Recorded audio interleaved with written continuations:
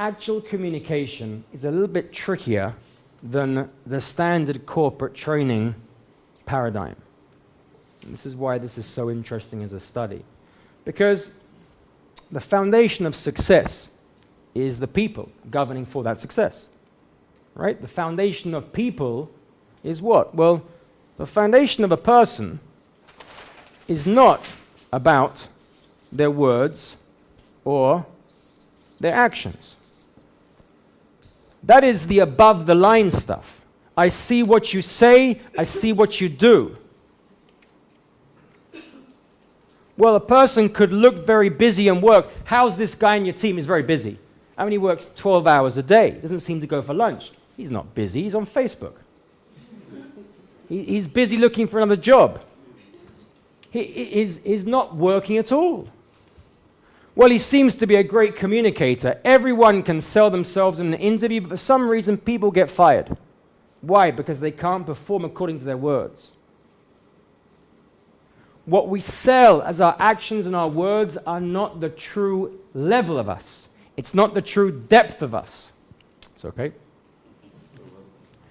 To understand the heart and the mind of a person, that's when we start to understand really what we're playing with in a team dynamic, and that's very difficult.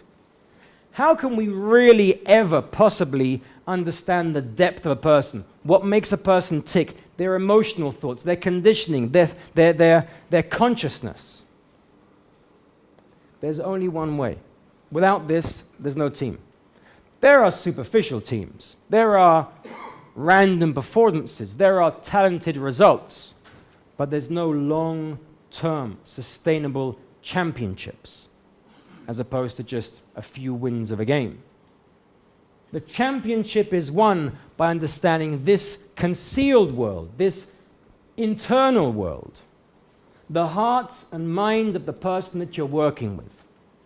Now, how can you ever understand the heart and mind of someone else? Sometimes it takes you 50 years to live with someone and realize that you don't like them, or that you never really understood them at all.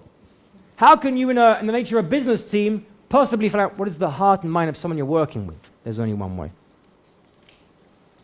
There's only one way. The only way that you can possibly understand the heart and mind, the foundation, the energy, whether they're sucking energy or giving energy to that team, beyond the superficial words and actions. The only way you can know that, to know someone else's heart and mind, is when you know your own heart and mind.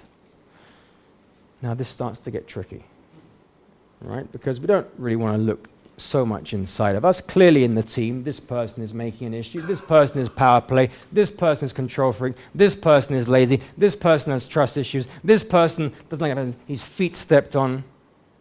We can see that easily, but we very rarely can see what's issue with us. Everyone else in the room can, by the way, but not us. We don't know ourselves, and therefore the communication that we give is inhibited. And the communication that we think we're receiving is misguided. It'll be off a little bit to the degree of how disconnected we are with ourselves. And we know it, because a person can say to you, "Oh, I love you." You know, and it comes out, it doesn't sound so good. You know, it doesn't sound loving at all. Or a person says, "You know, I hate you." And what are they saying underneath it? "I love you, but you hurt me." Or a person says, "Leave me alone." And underneath you feel they're saying is "come closer." It's a very English thing. "How are you?" "I'm fine, fine, thank you very much." The shock will be if someone asks you, "How are you?" "You know what, there are some issues. Can we sit down and talk?" You'd shock the death out of someone. You know, I'm not really worried about how you are. I just need to formally ask you how you are, because I'm involved in this superficial level of business. And then I can't work out why things don't go to plan, or why things aren't sustainable, because I'm not connected to myself to allow myself the ability to receive long-lasting success. I'm fleeting and superficial, therefore the business success that I receive will be.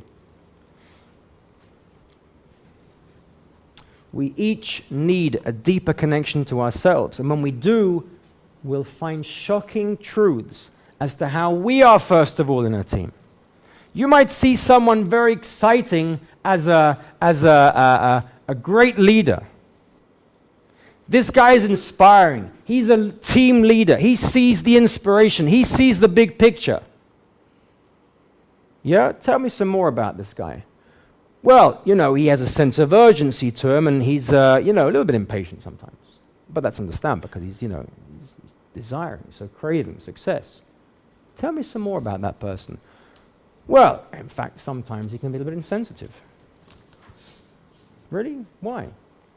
Well, actually, I guess he's just interested in his own results, in his own performance. Once you get underneath the line, that wonderful, inspiring team leader is actually an insecure person who's governing and chasing their own success, and they want to mold everyone else around their view of their success. It's not powerful leader, it's insecure, weak person. And we live in the illusion of us being powerful leaders, and we can't work out why life doesn't roll around us. Life just seems unfair now. There is no system in the world. There is no order in the world.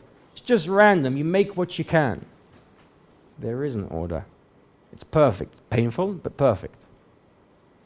There is an order. Chaos theory says there's underlying order even in the most random seeming things. If we don't first of all have actual communication is easy. You can grunt yourself awake in the morning. That's communication. You want a cup of tea? That's communication. It means yes, thank you. Actual communication means I'm aware of my mind, my heart, my actions, my words. I'm consistent. I'm in tune. And this takes a significant amount of spiritual work, a significant amount of great depth, of great effort. And it's not easy. But more we do that, more connected you are to start to feel yourself, more connected